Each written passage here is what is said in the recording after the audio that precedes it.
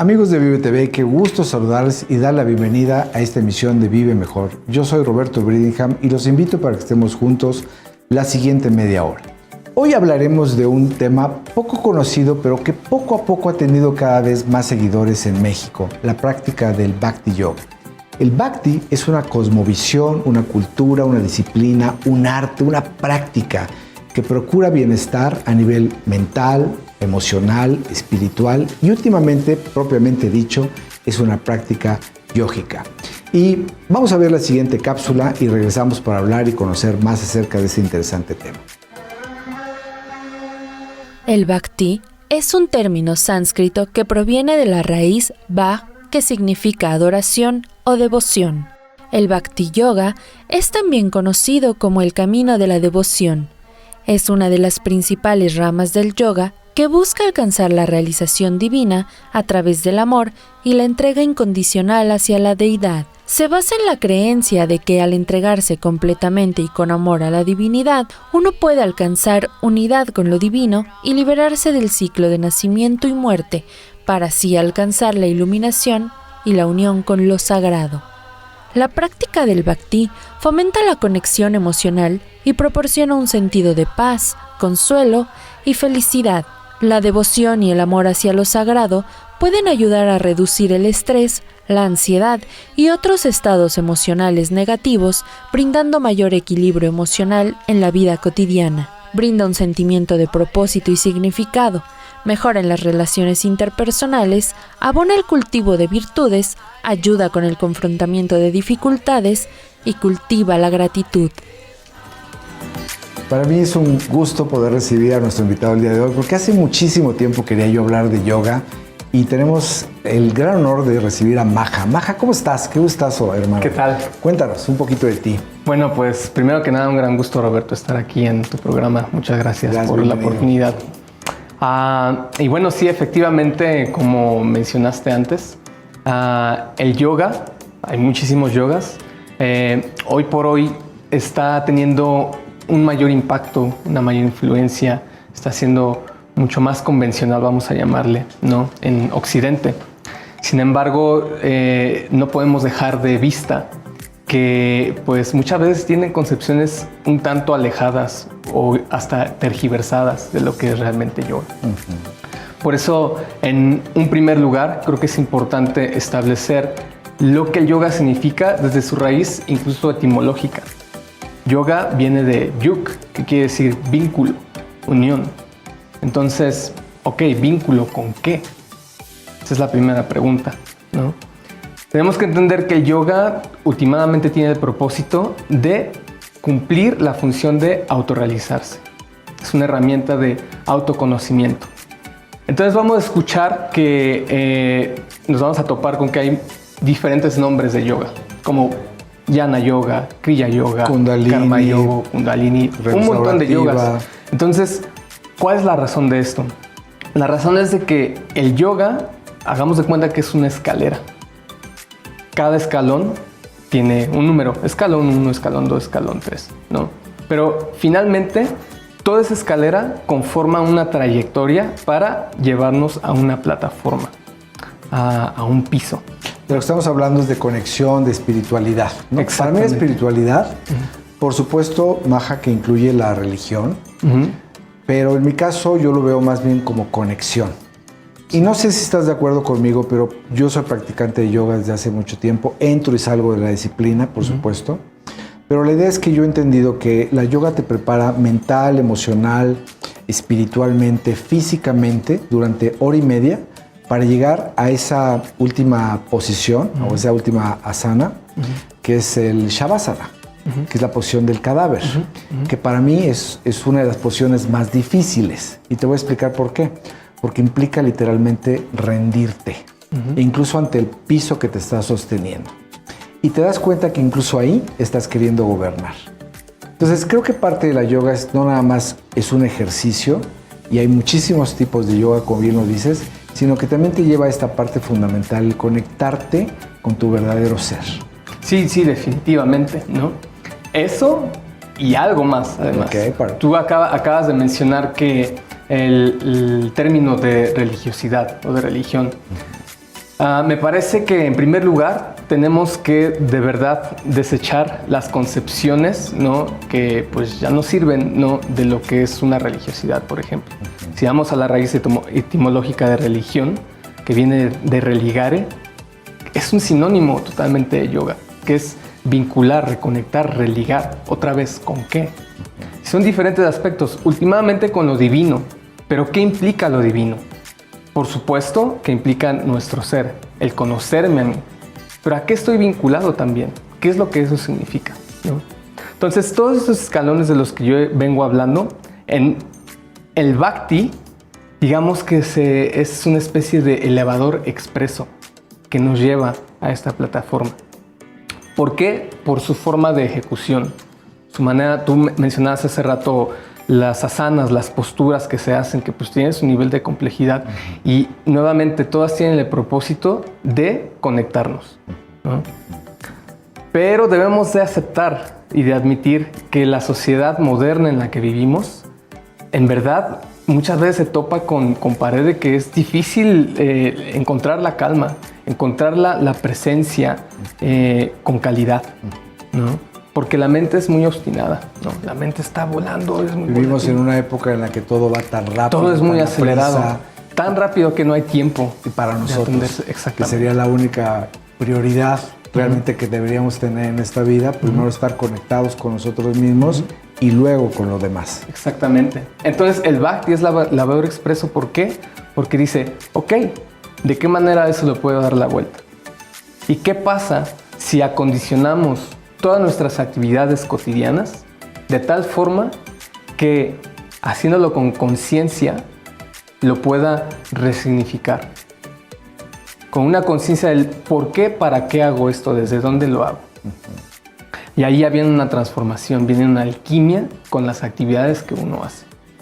Ya no nada más son en modo automático, por recibir un salario, por recibir o ver una manera de subsistir, ¿no?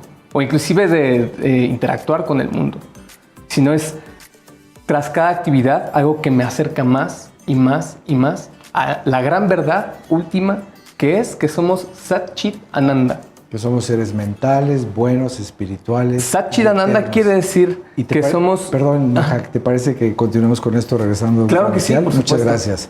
Y los invito para que interactúen con nosotros a través de nuestras redes sociales. Mándenos cualquier duda que tengan, comentario, Facebook, Twitter, Instagram como ViveTV MX y también recuerden visitar nuestra página web vivetv.mx y regresamos con ustedes.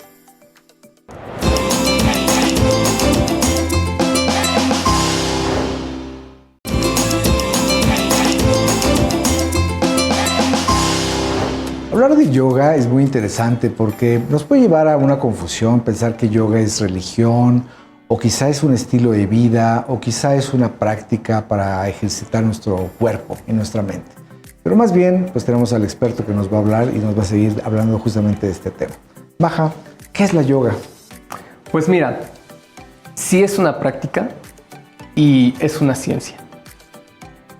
Es un arte, también lo he mencionado, porque un arte se basa de técnica, ¿no? Entonces hay procedimientos, hay una metodología, ¿no? Yo siempre menciono algo que se llama la pirámide de la realización o de la comprensión, donde esta pirámide se divide en 4 plataformas. La primera plataforma, ¿no? La base, es donde todos nos encontramos en un momento donde estamos desprovistos de sabiduría de una manera inconsciente.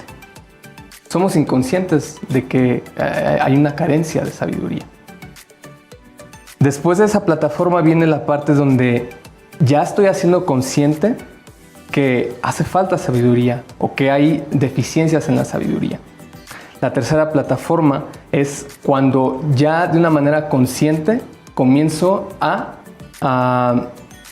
cultivar la sabiduría, comienzo a comprender la sabiduría.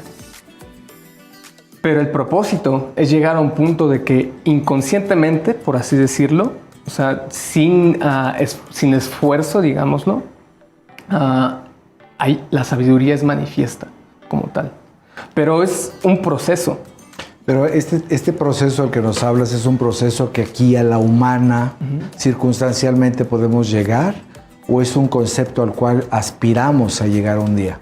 Naturalmente es a lo que aspiramos, pero es lo más natural que requerimos. Nos necesitamos dar cuenta. Yo lo veo mucho, por ejemplo, con la música, ¿no? El canto.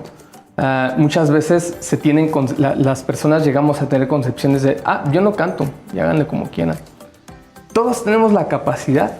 ¿Por qué? Porque tenemos el órgano, tenemos toda la herramienta cognitiva, tenemos todas las facultades. Está nato en eso nosotros. Pero, obviamente, pues sí, habrá algunos que tienen más desarrollado algún aspecto del canto y otros no. Pero eso no quiere decir que no tengamos la capacidad de hacerlo. Entonces, hay un entrenamiento, hay un proceso. Y es donde vienen todos estos... Debo ser inconsciente, traer al consciente de cuál es la manera correcta de hacerlo. Cuál es la manera adecuada. Y en el yoga es exactamente lo mismo. Por eso es muy importante aprender todo esto con guías que ya saben cómo es. No solamente ya saben cómo es, sino que viven el efecto y el beneficio. Ellos encarnan lo que es el yoga como tal. Creo que el hablar, por ejemplo, de guías que te llevan justamente en la practicidad de esta disciplina, obviamente pues tienes que hacerlo porque tú no lo conoces, pero creo que la verdadera guía es la interna. Es esa intuición que te lleva a saber qué es lo que estás trabajando. Por ejemplo, posiciones de equilibrio. Te vas a dar cuenta que muchas veces en tu vida lo que hace falta es eso, ¿no? Estar equilibrado. Y en el asana no puedes hacerla justamente porque hay N número de cosas en tu vida que te está llevando a no estar en esa posición de equilibrio, ¿no? Entonces, creo que trabajar, desarrollar tanto la parte física como espiritual, mental y energética te lleva a conocerte, que esto es una parte importante, pero también a entender qué es lo que tienes que resolver circunstancialmente en eso que tú le llamas interesante punto de vista de la realidad. Y cuando lo haces, entonces dices, ok, estoy viendo el efecto, me voy entonces a la causa, a trabajar. Así es. Definitivamente, de hecho, el concepto del maestro interno está establecido en la filosofía de los Vedas. A esto se le conoce como el Chaitya Guru. Chaitya Guru es el maestro que habita, que reside dentro de nosotros. Por cierto, Gu significa oscuridad o ignorancia. Y Ru quiere decir el que remueve. El que remueve, disipa la ignorancia, ¿no? Entonces, ese Chaitya Guru, ese Guru interno, habita en nosotros. Sin embargo, es como la terapia o como la psicología. Nos ayuda a darnos cuenta en este punto de vista de que hay áreas de oportunidad que tenemos para mejorar. Y es simplemente una ayuda, porque muchas veces es eso. De verdad necesitamos a alguien que tenga un panorama más amplio de fuera para darnos cuenta de algo. Y también tienes que estar tú consciente de ese algo, porque muchas veces puedes saber que tienes un problema, pero no estás ni tan dispuesto ni disponible a la corrección. Exacto. Es decir, si no hay un deseo activo que te lleve a moverte y hacer algo, pues literalmente puedes encontrarte a Buda enfrente de ti y tu vida no va a cambiar. Exactamente. Entonces uno también tiene que tener esa apertura de disposición. Eso es Bhakti. Bhakti quiere decir espontaneidad, quiere decir devoción. No hay nada forzado. Aquí es donde justamente la pregunta que me decías, ¿es religión? No, pues para empezar hay que entender que religiosidad no tiene nada que ver con prohibiciones, mandamientos, establecimientos, reglas, ¿sabes? Exactamente, leyes, ¿no? Hay recomendaciones, hay regulaciones que en la medida y en la función de que tú quieras ir más profundo, pues es como la medicina, ¿no? Uno está enfermo, ¿qué es lo que uno hace? Uno va al médico. ¿Por qué? Porque el médico es experto. El médico le va a recetar a una medicina. Y si es un experto médico que sabe cómo funciona todo esto de la medicina, también te va a dar una dieta. ¿Qué es lo que corresponde ahí? Si tú realmente te quieres curar, vas a tener las indicaciones del médico. Y si no, puedes hacerlo a tu manera. libre albedrío. Y puedes tener las indicaciones y puedes elegir no tomarlas. Exactamente. ¿No? Es una elección, por eso somos dueños y señores de nuestro libre albedrío. Totalmente, ¿no? Esa es justamente la experiencia de vida humana, ¿no? La vida humana, lo que nos caracteriza, muy importante considerarlo, es que tenemos una conciencia muy, muy desarrollada. A comparación de los animales, de las plantas, etc. Todo tiene conciencia. Exacto, eso es a lo que iba. Pero la conciencia del humano, de verdad, no dimensionamos el poder que tiene. El nivel de estado de conciencia consciente que podemos adquirir. Y me gustaría continuar con esto, claro, ahora que regresemos. Y los invito, por supuesto, para que interactúen a través de nuestras redes sociales. Mándenos cualquier duda que tengan, comentario, Facebook, Twitter, Instagram. Estamos como Vive TV MX y también recuerden visitar nuestra página oficial vivetv.mx.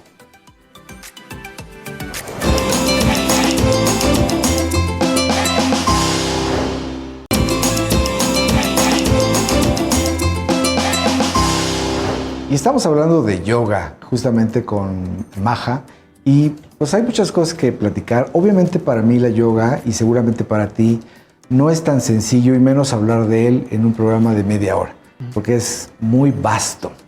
Pero, ¿qué recomendaciones nos puedes dar a aquellas personas que no sabemos nada de yoga? Pues, principalmente en el Bhakti nos recomiendan 9 procesos para realizarse. Los más importantes son Shravanam, Kirtanam, Smaranam. Escuchar, repetir, recordar. Pero sobre todo escuchar es una parte muy fundamental. Y escuchar significa algo muy profundo.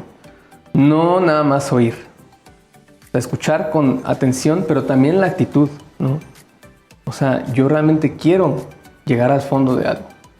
Debe haber una actitud adecuada y un ímpetu adecuado, ¿no? Entonces, tener esa apertura, indagar, esa es la propuesta que nos hace el Bhakti. No aceptar nada de una manera ciega, pero tampoco rechazar nada de una manera ciega, ¿no?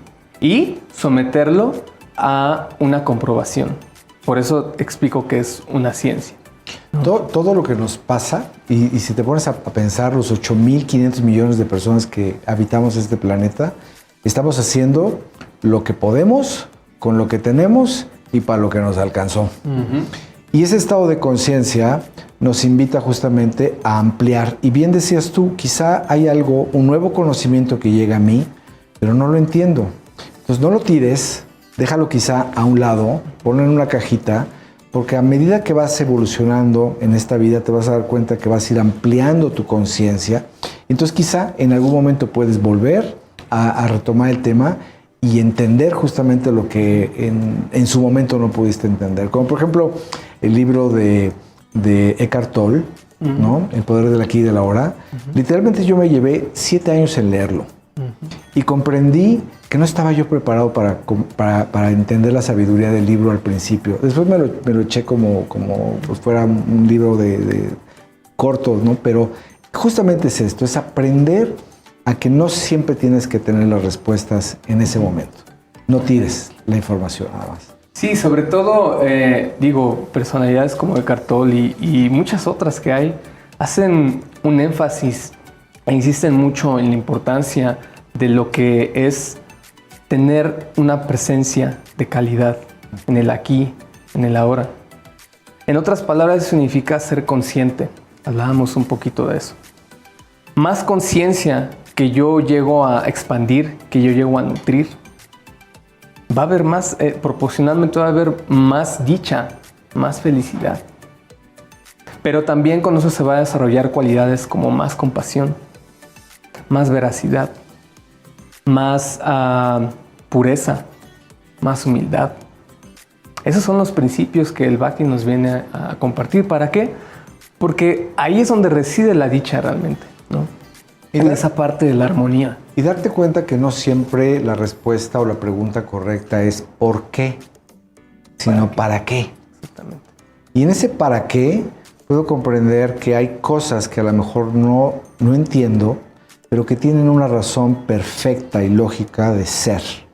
Y cuando me rindo ante ellas, que rendición para mí no tiene nada que ver con resignación, sino más bien con rendición, y en esa rendición abres los brazos y buscas entender que hay un poder mucho más grande que sabe exactamente las respuestas que tú estás buscando. Así es. Y sobre todo entender, hablando de propósitos, ¿no? El propósito del Bhakti realmente, sí, sentirnos dichosos, sentirnos realizados, pero ¿de qué manera esto se ve en la práctica? Y lo que se plantea en toda la filosofía védica es que tenemos que llegar al punto en el cual todo lo que hacemos, todo lo que decimos, todo inclusive hasta lo que pensamos, que no tenga una ansiedad de qué es lo que voy a recibir a cambio. Hacerlo desde el amor incondicional, desde el desapego. Es decir, yo lo hago porque ahí es donde está mi satisfacción, desde mi conciencia, ¿no? Y lo demás, entrego y confío totalmente o sea, desapegarse totalmente del resultado. El Bhagavad Gita es una escritura que es como la más fundamental en toda esta sabiduría. Y ese es su propósito último. Haz lo que tienes que hacer, hazlo bien de la mejor manera y entrega el resultado. Claro. Ese es el secreto de... Siempre he dicho, no hagas lo que crees que tienes que hacer, sino haz lo que sabes que tienes que hacer. Y bien. Y hazlo bien. Maha, danos tips. ¿Cómo podemos llevar esto a la práctica diaria de una manera sencilla? Pues dice por ahí que hay dos dichos, la unión hace la fuerza, o hables del mismo plumaje, vuelan juntas. Es importante tener como una comunidad. Y si no comunidad, hablando de la conciencia, ¿de quién te estás rodeando? ¿De qué te estás rodeando? Cuidar en tu entorno, ¿no? ¿A qué están abiertos tus sentidos? Primero hacer mucha observación. Esto es amor también, el amor propio del que tanto se habla hoy día. Es cómo estoy invirtiendo mi tiempo, mi energía. ¿A qué le estoy prestando mis sentidos? Ajá, eso es yoga. Eso también es yoga, ¿no? ¿Nos invitarías a que todos fuéramos practicantes de yoga? De hecho, todos somos practicantes de yoga, pero como decía en esta pirámide, desde la inconsciencia, exacto, desde la conciencia. Aquí la promesa es de que tarde que temprano todos vamos a realizarnos. Pero cada quien decide cuándo y cómo. No hay culpables, no hay nadie más responsable más que uno mismo. Así es. Entonces, el Bhakti tiene muchas herramientas, ¿no? Principalmente lo que propone es a través de el canto y la apertura de la escucha. El Bhakti hace mucho esto de recitar mantras, ¿no? Y estar en esa sintonía, exacto, y en esa comunicación. Los mantras tienen una potencia muy, muy fuerte. Sí. Que sí requieren una repetición, una constancia, pero también una guía para que desde el fondo se pueda revelar. Compártenos tus redes sociales. Bueno, pues las redes sociales son Maha-Manmo con H. Y también tenemos otra red social que es Jayananda Kirtan, donde ahí si están interesados pueden seguirnos y pues constantemente mes con mes estamos compartiendo más acerca de todo este conocimiento y arte. Los invito a todos para que por favor lo sigan porque es maravilloso lo que él puede compartirlos y los invito a que interactúen con nosotros a través de nuestras redes sociales. Mándenos cualquier duda que tengan, comentario a través de Facebook, Twitter, Instagram, estamos como ViveTV MX y también recuerden visitar nuestra página oficial vivetv.mx.